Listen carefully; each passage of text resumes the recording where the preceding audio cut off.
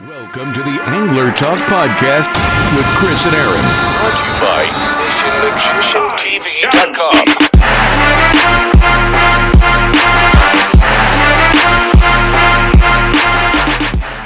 What is up, everybody? It's Chris back again with another weekly episode of Angler Talk, and this week we have a great guest coming out of Atlantic City, New Jersey, by the name of Shayna Brown, and it doesn't get more saltier than this guy. This guy is the perfect waterman all around. I mean, when it comes to everything that has to do with the ocean, Shayna does it. But before we get into that interview, let's talk about some fishing. The fishing reports are still doing very well in Jersey. Out of Central Jersey, Captain Eric Kerber is doing great on the mahis. And on his off days now, he is offering snakehead trips. And that is something that I cannot wait to get my hands on. I mean, one time I had the pleasure of hooking into a snakehead, but I broke off. I had very, very light line, and that is one of the most ferocious bites I have ever felt in my life. And he's offering that now, so please take advantage and go see Captain Eric Kerber for that. Also, of course, the fishmonger, Captain Jerry Passerino. It's a sleigh fest every day. It might be a grind, but I'm telling you, that man is putting his charters on the absolute best fishing out there, without question. A little bit further north, Johnny Bucktails is still doing his thing. I'm looking at his TikToks every day, still catching flukes, still catching bass, and it's going very, very well. And just get out there, guys. Bend the rod. You never know what's going to hit, when it's going to hit, or how it's going to hit. So get out there and have fun. Let's switch it over to our interview with Shayna Brown, and I hope you guys enjoy. And here I am with Shayna Brown out of Fish AC, Atlantic City, New Jersey. How you going, brother? Outstanding. How are you today, Chris? I'm pretty good, man. It looks like you're sitting in the car. Did you just get off the water? Yeah, we're out today doing a little last-minute preparations for a long weekend coming up, getting all the boats ready, making sure everything's ship-shape. I got a bunch of fishing and diving coming up. So, yeah, just rolling in the driveway. Figured I'd hang out with you for a little bit before square away to evening. I hear that, man. And, we're both part of one of the clubs in New Jersey that I absolutely love. And being a member of Atlantic City Saltwater Anglers, I get to meet a lot of great people like you. And I got to be honest, man, from the things that I've heard and things that I've seen, I mean, when it comes to talking about a salty dog, it doesn't get more salty than this guy right here. You know what I'm saying, man? You got your hand in pretty much everything that has to do with the ocean, which is freaking awesome, man. I mean, you do the charter, you do the diving. If you want to just tell the people about some of the things that you do. Well, I started years ago. I'm a local guy. My family's from Margate and Pleasantville, and grew up in Mays Landing. And my grandmothers were the ones who taught me how to surf and fish, So came up that way. And then presently, I've got my charter business, Fish AC. You can check us out on Facebook or Instagram at Fish ACNJ. And I got a small fleet of boats I'm building up, do some Airbnb stuff on the water. I captain for Towboat US and Nice. Also T-Tow down here in the local area. So hopefully I don't see it on that capacity. And I'm always out there to help out in my spare time. Looking forward to starting with the Cape May Lewis Ferry soon. Surfed in Hawaii for about 7 years and avid diver and spear fisherman. I think it's all about being an all-around waterman, knowing your ocean, knowing your bay. Just if it's got something to do with salt or the water, that's my passion. I just love being out there talking about it and living it. It's my life. It's my friends' lives. My spouse, she just loves all of it too. So I think about being a waterman, man. That's what it's all about, whether it's captaining or fishing or diving or surfing. It's the ocean it just brings so much joy to my life.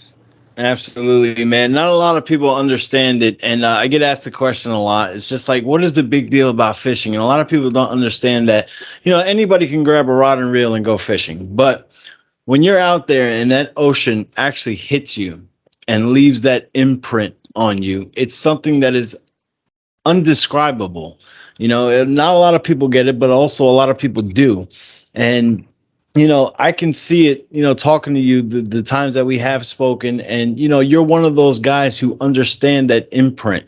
The ocean is, in our opinion, the most beautiful thing on this planet. I mean, we all know she can be the most dangerous thing on this planet as well, but it's something that when it hits us, it's something that we love. It gives us everything we enjoy.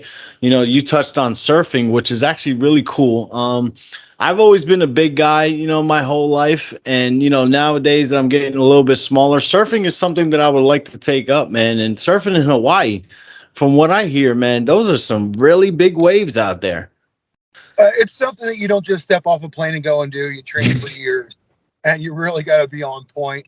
But it's never too late to start. Another one of my million jobs is I teach surf lessons for AC Surf School on Fridays, and pass on the stoke to young and up and coming surfers and stuff like that. But a lot of work with youth with fishing and stuff. I love passing on the stoke of fishing to kids and even adults. I don't care if you're a Absolutely. first timer at 50, 70, or 7.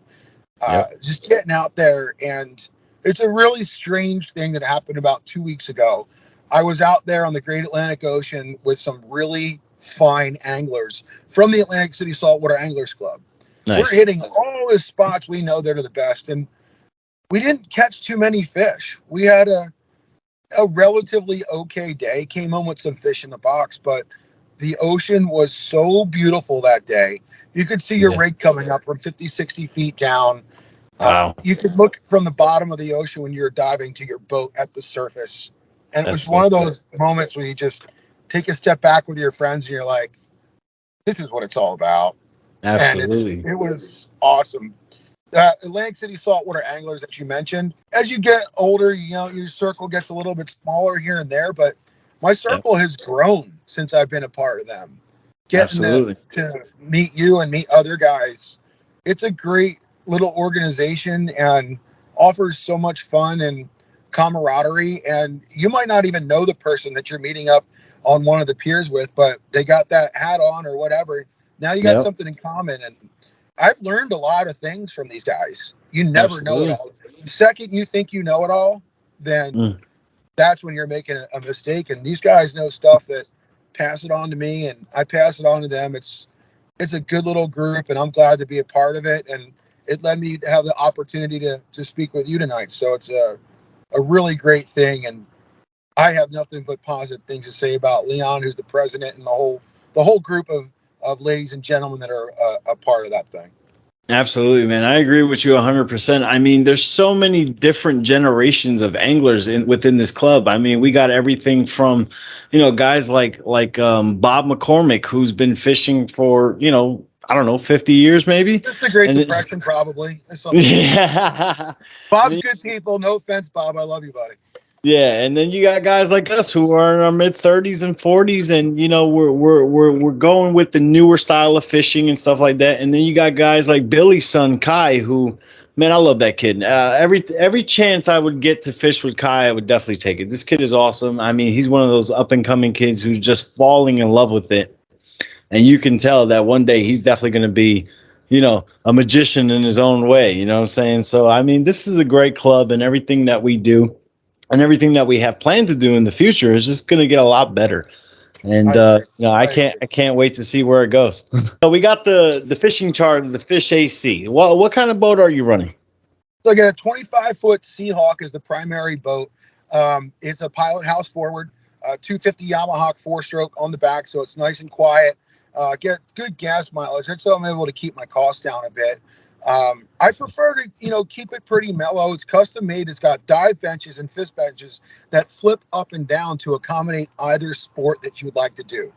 Nice. Full on, outriggers and everything for getting into larger pelagics, but also a great dive ladder and things like that. That is very important to have proper safety equipment for fishing and diving, but all the right gear and a good setup. And I was always after that larger back deck with the pilot house, and I Yeah. couldn't be happier with this boat because it's got the protection in the winter and those super rainy crazy days, but it's also got that larger back deck where there's enough room to move around and get things going. Running a 20-foot center console Mako in the back bay. That's strictly for striped bass, perch, things of that nature. Go Nice. fast, get out, get the job done, get back. I have a 41 egg harbor. Mm, That's really for offshore stuff. And I use it at Airbnb quite a bit. Prefer to use that nice. Seahawk when we can, but it's a great little spot to stay and crash. We set you up on the Egg Harbor while we're getting the whole trip ready, and while we're filleting the fish and shooting the breeze about the fishing trip at the end of the day. You're hanging out on the Egg Harbor. You got the AC cranking. You got the Phillies game Nice. on, You and can't beat that, man. yeah, the kids can go crabbing while we're cutting up your fish and stuff like that. So we park right behind the Egg Harbor at Grace Marina, right there in Summers Point, and then got a Tierra down there in Atlantic City, right there on Delta Basin as well, for people to go and stay and enjoy a fishing trip down there if they want to head down to Atlantic City. We pick you right on the back of that Tierra. You can stay overnight. We'll pick you up on the Seahawk, take you out for a reef trip, a back bay trip, anything like that. Your wish is our command. It could be an evening cruise, or it could be a go offshore and grab some sea bass, tog, or flounder, or we'll go dive and grab some lobsters together. You Man, can even this do an offshore surf trip when the waves start kicking up on that brigantine shell and you need a little toe into your waves. So, man, uh, I'm getting excited, man. I mean, the people listening and watching on YouTube, I mean, if you guys are thinking about visiting the South Jersey or just New Jersey area in itself, to have a guy who can offer this many different things in one business. I mean, you guys got to take advantage of that. I mean, if you want to go diving, if you want to go fishing, if you want to go surfing, if you want to have an Airbnb on a boat, I mean, this is the guy to look up. And I know just for about the sure. waterman thing I was saying, just about the Yeah. water. I mean, fishing is, man, one of my original passions. I grew up on the Great Egg Harbor River, where it's a canoeing river, catching pickerel with red devils. Wow. Nice. Like that's what I grew up doing. And then all my uncles taught me how to flounder fish and sea bass and out, when all back in the early 80s, it was all you're trolling for bluefish. You're not trolling Yeah. for bluefish, you're not fishing. Yeah. You Yeah, know? I've seen a couple guys do that, and I'm just like, well, where I grew up fishing, is Raritan Bay, and Raritan Bay, not so much anymore, thanks to the pencil pushers and the dredgers and all that stuff. Raritan Bay's fishery has declined a lot, and it's not due to overfishing, in my opinion. Just watching these dredgers just absolutely destroy the habitat, is the problem with the Raritan Bay. But Well, back I in the keep an day. eye on that stuff though. With diving, we go all the way as far north as up there and as far south as Cape May. So we really Okay. try and get an intricate look at the fishery by getting to go to the bottom. Yeah. And I try and offer some reports from the bottom on the Saltwater Anglers Club or on my Fish AC page. If you follow us on Facebook or Instagram at Fish ACNJ, I do a report from the bottom. So if you Yeah. have dredgers or you have these other things going around, um, try and give you the best absolute report. Everything that's listed on the dive computer that I've noted myself while we're down there, we share that. The depth we're at, the temperatures, the currents, Yeah. wind directions, the visibility, what kind of fish were down there, what we saw, what part of the wreck were they on, and Yeah. what I kind of hear fish you. were on that part of the wreck. Everybody's got their piece they like to hook up to. Well, was Yeah. it the bow, the stern? What depth are you at? What's the wind direction and And all that stuff? And pass that knowledge on to help people maximize their trips. And even if you're not coming with me, I want you to have a good time and be safe and try and get as many legally and responsibly caught fish as you possibly can. That's what it's all absolutely. about. Load that box, man. There's nothing better than coming home. I started doing this family fishing thing.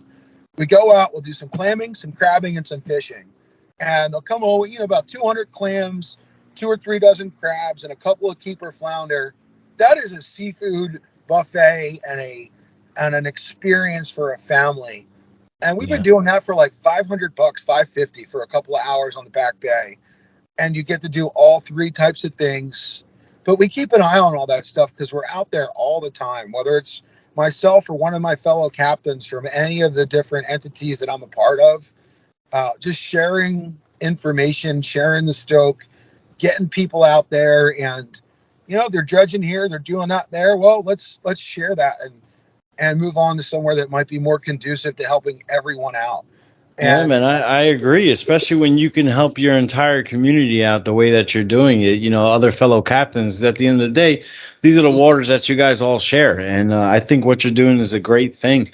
And what you touched on about going down there and looking at the bottom. A lot of people don't realize that conditions play a major role in fishing. In my opinion, conditions play at least 75% of It's your not an fishing. opinion, it's a fact. So this Absolutely. year is a prime example.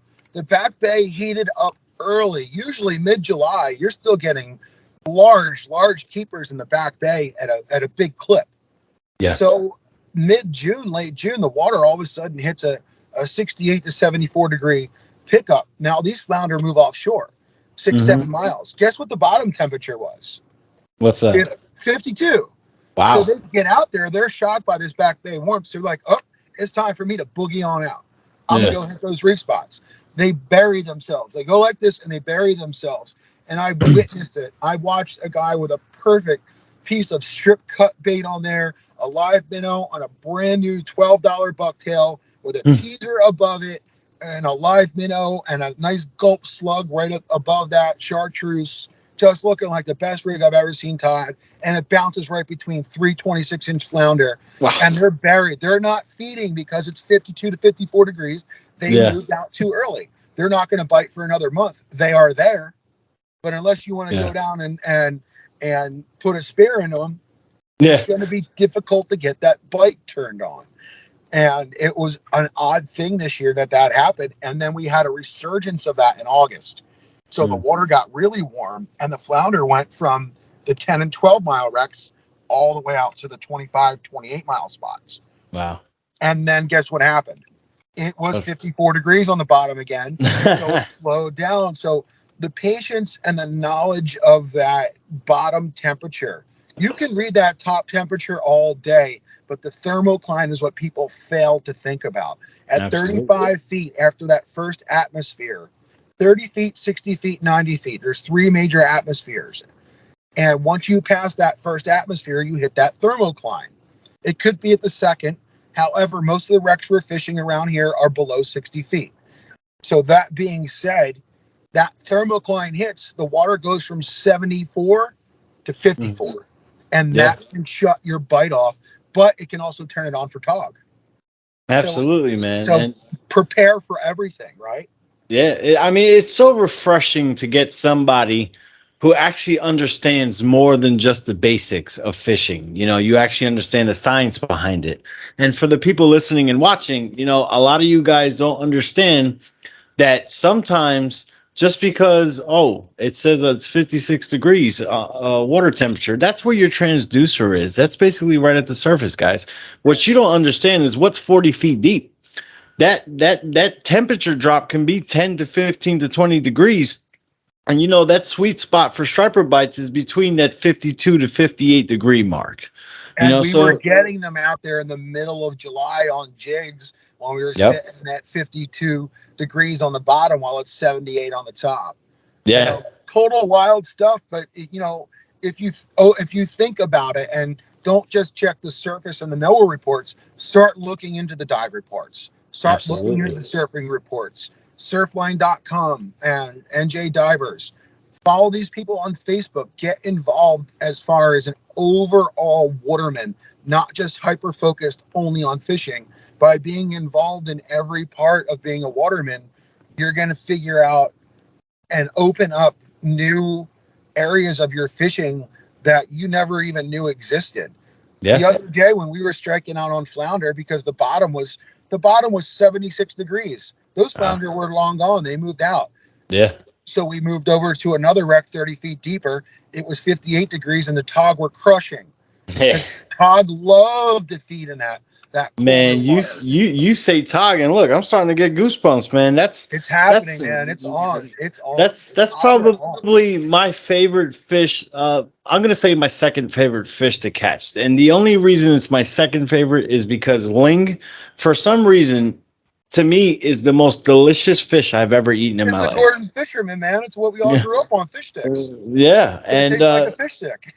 what you call it, like a lot of people look at me like I'm nuts when I say I prefer to eat ling than tuna fish. I mean, I don't go tuna fishing really because tuna doesn't freeze well, and it's one of those fish that is very, very high in mercury, and it's not something that I'm willing to take the risk and trying to freeze. And I feel bad killing a fish that big and only trying to eat what I can in 3 days, and then the rest of it is wasted. Just You hand know? some out to your friends; they'll be very happy with you. Yeah, I hear you. Now, I got a question for you though. Do you What's up? think pound for Mhm. pound, Todd could be the hardest fighting fish out there? Pound for I, pound. I can honestly say this because I have lived in Florida. I have caught grouper in Florida, and a lot of people say that one of the badass biting fish on the bottom is grouper, and it's very, very hard to beat. Fortunately, I was lucky enough to catch my first ever double digit tog right before I left for Florida a couple years ago with Jerry Pastorino on the Fishmonger. And I have got to say, man, tog, there is nothing out there that hits like a tog. I got to be Pound for honest with pound. you. Pound It for could only pound. be 10 pounds or 12 pounds, but that son of a gun fights, Absolutely. I mean, yeah. my biggest grouper, don't get me wrong, it's not humongous. It was 28 pounds. But I gotta say, man, that 11-pound tog that I caught made that, Fought like a big old bass or like a, yeah, yeah, I agree with it you made that 100%. grouper look silly. That's without question. They're powerful fish. Quick story for you. I was out on the offshore paddle wheeler, which is about 24 miles off the coast on your way to the Varinger, also known as the 28-mile wreck. It's probably about a 20-pound tog swims by me. I got a 3-band JBL tuna gun, and Mm. I'm 8 feet away, and I shoot this tog, and I hit him in the gill plate. It bounced off of him, and he looks at me like, dude, I'm trying to swim here. What are you doing? Yeah. Like, why are you bothering me? That's how powerful and hardy those fish are. This is a triple band, high rated tuna gun, and it Wow. barely scratched the surface of this. I mean, the tog was, no fish Yeah. stories about it. It was as big as either one of our torsos, and it was Wow. a very, very large fish. It was one, I only trophy hunt 1 or 2 times a year. I like to let those big tog live Yeah. and reproduce and stay healthy. But every now and then, once a year, I go for that one trophy, and that was the one I won the bag. And he was not having it. He's like, no, no, I got my suit of armor on. Forget Yeah. about it. I mean, what I love about tog so much, I mean, don't get me wrong. I love catching anything that bites the hook. I don't care if it's a little baby snapper or a big old 50-pound striper. What I Yeah. love about tog, though, is it is probably, for me at least, the most frustrating fishery I have ever done. Yes. But Yes. it is the most rewarding, not only because they taste absolutely amazing. It's just you're fishing for a fish that lives completely 100% in structure, whether it be rock, sunken boats, rebar, whatever it is. First off, you got to get your line past all of that. Second off, they have these mouths that for you to actually hook them, you got to really, really wait and be patient because they got these big old rubber lips that if you try to set a hook in, it's not going to go in right away. So you got to wait until this fish literally protrudes its mouth out if he hasn't Well, robbed you in yet. the spring, they lose their teeth. The smaller ones lose their teeth. Yeah. So imagine that you're a baby, and when you lose your teeth, and you know how babies cry when they lose their teeth, their mouths are sore, right? So Yeah. in April, it's even harder because now they have sore mouths, Yeah. and they're gumming at it, and they're gumming at it, and they're Hmm. not really taking that full bite. So to be a tog fisherman, it's an investment of time, Oh yeah. skill, and quality gear. You can't grab your rusty hooks from last year Yeah. and Definitely hope not. that you're going to go out there and just start nailing them. That's one thing that I don't compromise on when it comes to tog fishing, making sure that that gear is squared away. I could go out there and put last year's hook on the top rig for a flounder trip and catch as many flounder as I want. Yeah. But when it comes to a tog, you got to have that gear squared away. Pay attention. You can't just dead stick this thing or be drinking your adult beverage all day and hoping for the best. You I need to be agree. engaged and you need to be on it. I really get into it in the fall. So during Eagles away games, I do morning wreck fishing and then a troll home for bass. And we Okay. go out and we hit about 12 to 14 miles out and we hit a wreck in the morning. And then we hit the pregame show on the radio on the way in. We get inside 3 miles. We start trolling for our bass. And then we get back to the dock. The game is on. We put it on the TV on the Egg Harbor. and listening to Merrill and Mike while the town's turned down. Includes sandwich and watching the Eagles game while they're away. Because I know a lot of my buddies, they got home game tickets, or they like to have barbecues or go to the tailgate. So when the Eagles are away, come listen to the game, watch it on the Egg Harbor while you're cutting up your fish. We're just hanging out, eating some White House or Sugar Hill subs and enjoying ourselves. That's the thing I love about the fall. Their teeth are grow in, they get aggressive. It goes from 1 fish to 4 fish. It's not for the faint of heart. Yeah. It's a little bit chilly out there, but if you're Oh, prepared, yeah. it's a fun time.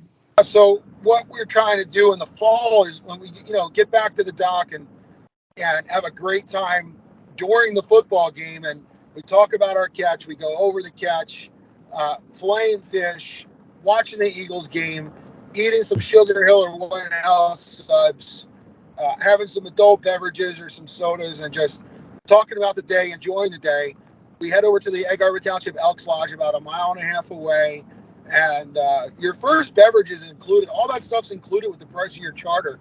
If you come along for tautog in the fall, and then striped bass as well. So we try and combo those trips.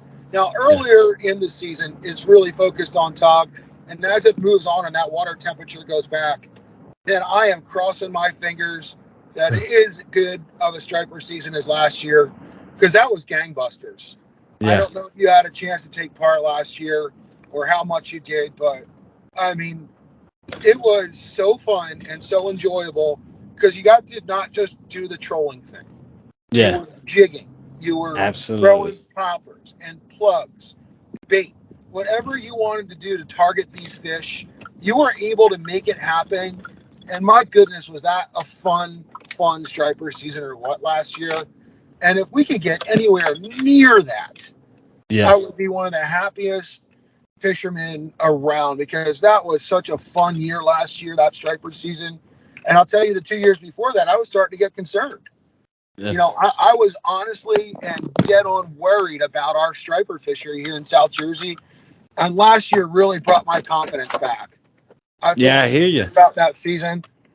And when I came back from Florida, I came back in December, end of November, December, and it was the second week of December, and we're still catching 30, 40 class pound bass in the back bay up here in the Raritan, and it was really good to see that. And I have noticed that something is definitely changing in our waters. We're seeing a lot of fish hanging around longer.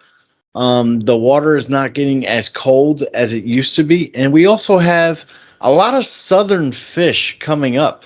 I don't know if you saw Tyler Walker, one of the members of our club, Inshore Drift. He posted something that I almost, excuse my French, but I almost shit myself the other day reading his post.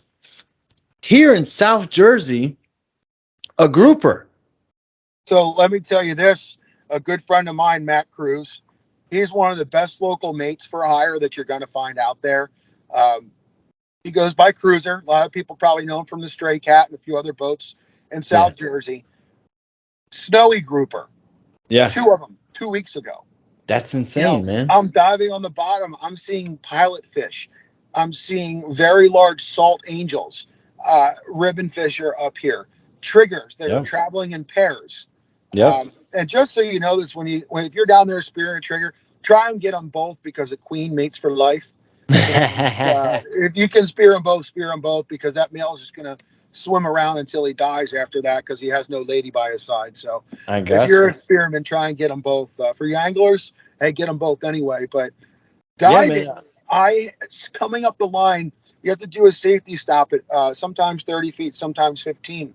But where you're hanging in this water, you feel like you're in the Bahamas. You feel like you're in Bermuda. And like I said earlier, I could see the bottom of my boat from 70 feet down the other day. And there's triggerfish and pilot fish. It is completely out of sorts in some ways, but also neat. It's not something that's completely uncommon in August and September. However, the amount that it's happening is different. And I remember growing up, Halloween, stripers. Then it became Thanksgiving, and now it's almost Christmas. Yep. So I'm not complaining about it. It's just adjust your fire as to what those water temps are doing and follow them. And I know I mentioned the thermocline earlier. In October, November, there's a reverse thermocline. Mm, The top water will read 60, 59. The bottom will still be 68 to 72. nice. I An mean, encounter of an 18-foot bull shark on the San Jose at 110 feet on the tip of the Atlantic City Reef 4 years ago. yeah, In late November, bull sharks like warm water. It was yep. 72 on the bottom and 58 on the top. Yeah, I agree with you, man. And I got to be honest with you. There's a few things here that I'm learning, and I hope everybody listening, will take advantage and go, get some more knowledge by, tuning into your social media because you do share a lot. It's not like you're one of those guy who keeps all the knowledge to himself. You do try to help everybody with what you can when you can. We And keep some things close to the chest. We yep, put in a lot of years of diving and finding spots that not everybody knows, and putting in a lot of legwork to researching wrecks and diving them and marking those numbers. yeah, They're public numbers and it's general knowledge. This is hmm, stuff we're more than happy to share, but also encourage you if you want to get more intricate stuff. Yeah, come grab a charter. Come and see why we separate ourselves from a few other folks because we are on the bottom and have done this 20 plus years of research on the bottom and found places that other people haven't seen, haven't gone to. So I try not to be the spot burner, right? And yeah, I'm not giving anybody all these numbers and stuff like that, but I love to share experiences and information that's appropriate and responsible. And I think absolutely. everybody can agree with that. As long as you're not blowing stuff up and giving things out that are well earned and hard earned for folks, and Yeah, you're helping people better their experiences, a public rec number is still maybe 100 yards off. yeah, I don't mind sharing right where that actually yeah. I'm is. not going to tell you I mean, my come on. like if I'm on the surf, I mean, I'm not really that big into surf fishing, but if I'm on the surf, I mean, there's only so many places that are secret. I don't mind helping somebody on the surf as much as I can. If I'm on my boat and I tell somebody, okay, I'm not going to give you the exact pinpointed number of where I was, but I'm going to give you like a 10-mile radius of that area. Yeah, Because if I could help you without, like, let's say if I were to take out a group tomorrow, I want to make sure that my number is still going to produce without being fished out 100%, right. because you give a I'll do the specific same number thing. Yeah. and they'll pound that out 3, 4, 5 times a week, and then your number is shot. It turns into nothing. But if you just give them that general radius, like, hey man, the fish are doing really really good here. I'll Like, tell you, fully intact wreck. The fully intact wrecks at 80 feet are producing this. The yeah, busted up wrecks at 90 feet are producing that. And then it's your job to know what wrecks are intact, what wrecks are busted up, what wrecks are in the depth. That's hmm, knowledge that you need to be doing the work and the homework on and things like that. But it's also stuff that we are willing to instruct, teach, and share. yep, But again, it's one of those things that it's well earned, yep, so we expect to be treated like professionals and things of that nature when it comes to things like that. So we'll give out, yeah, fully intact wrecks at 70 feet are producing TOG in the Atlantic City Reef area. I think that's a very general statement, but it's fair enough to give people a good dialed in thing to target 4 or 5 wrecks there. You pick your 4 or 5. yeah, And then I'm not going to say, yeah, the Polly Marie and the Marine Abaco are doing exactly this at this part of the boat. I'm going to be like, yeah, hit your 80 feet on a fully intact, bring your crabs, have a good time, yeah, and leave it like that. And then it's also important to put your time in. Not everybody has that time.